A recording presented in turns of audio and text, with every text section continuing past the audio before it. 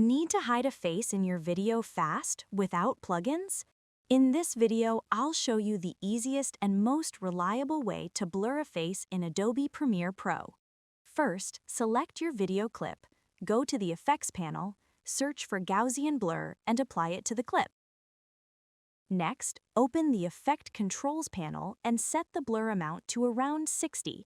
You can increase or decrease it depending on your footage. Now, create an ellipse mask and place it directly over the face. Adjust the mask size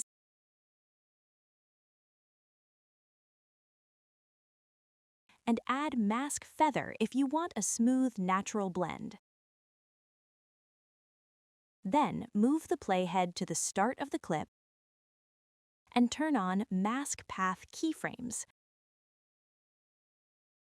Play the video and manually adjust the mask as the face moves across the frame.